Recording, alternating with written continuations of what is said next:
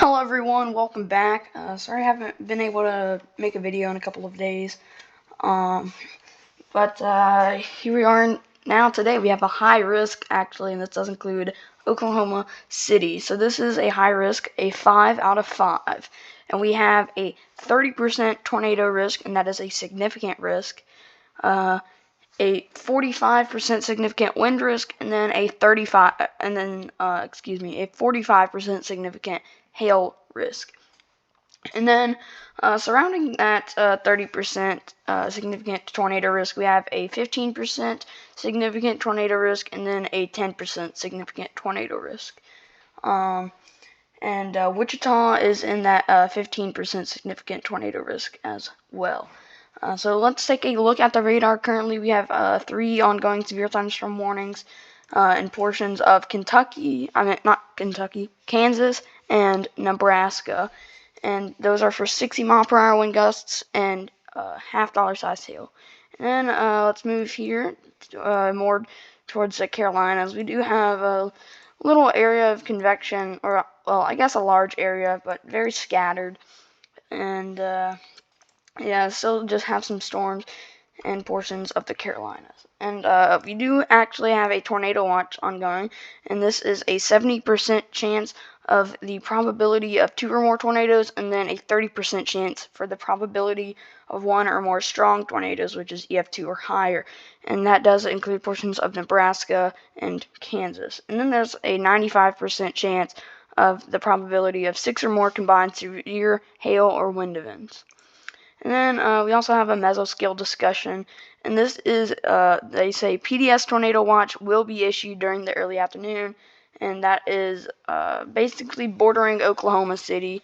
But yes, there will be a PDS tornado watch that does get issued. And then we have a day 2 enhanced risk, and this does include Columbus, Ohio, and Fort Wayne, Indiana, I believe. Yes. And there is actually a 10% significant tornado risk, a 15% wind risk, and then a 15% significant hail risk as well.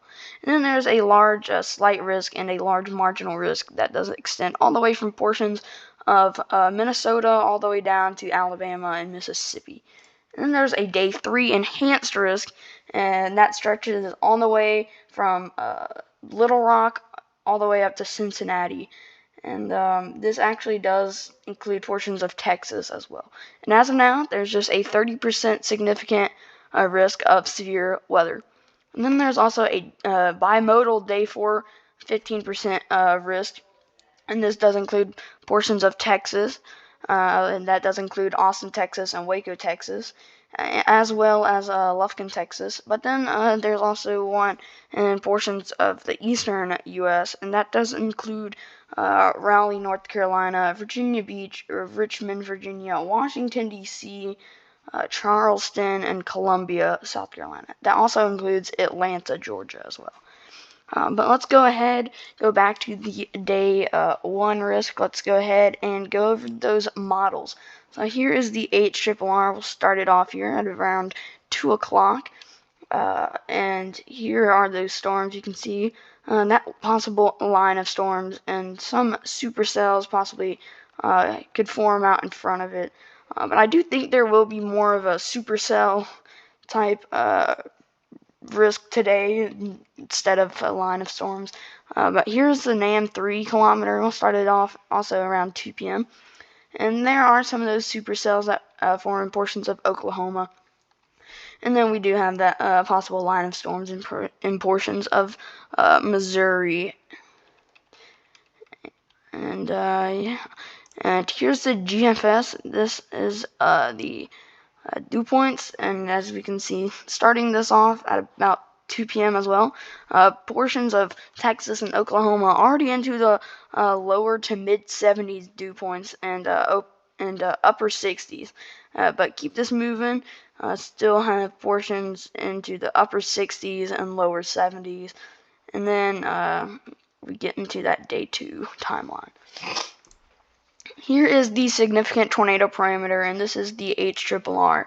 And we can see we have lower area from about 2 to 3, but then we'll keep this moving, and then boom, there's that big explosion, already up to 4s and 5s and 6s even, and then keep it going all the way, a bigger explosion all the way into Oklahoma and Texas, and that just keeps going, and then we could get 9s, possibly even 10s in some areas, but we will keep it moving.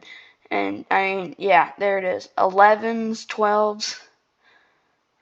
I mean, and the significant tornado parameter maxes at 10, and I mean, when it's over that maxed out, that is pretty crazy. So if any storms can fire up in there, they will get going. And we'll move it down to portions of Texas now, and more portions of Oklahoma, and yeah, there's that big explosion, and yeah, we'll keep this moving, and just still that big explosion, and it dies down, but that's just because there's storms there eating all of that fuel up. And then I'll actually pull up the updraft helicity swath. Here we are, and yeah, just already lots and lots of updrafts, very strong updrafts.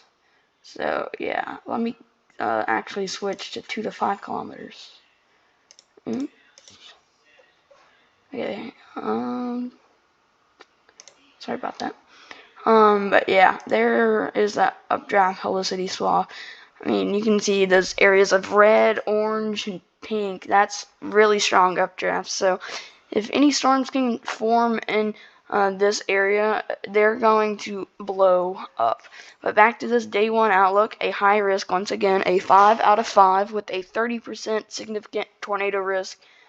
And then there's also a small 2% tornado risk as well, and that does include Chattanooga and Nashville, Tennessee as well. And then that also has a 5% wind risk, and then a 5% hail risk as well. That does include Atlanta, Chattanooga, and Nashville.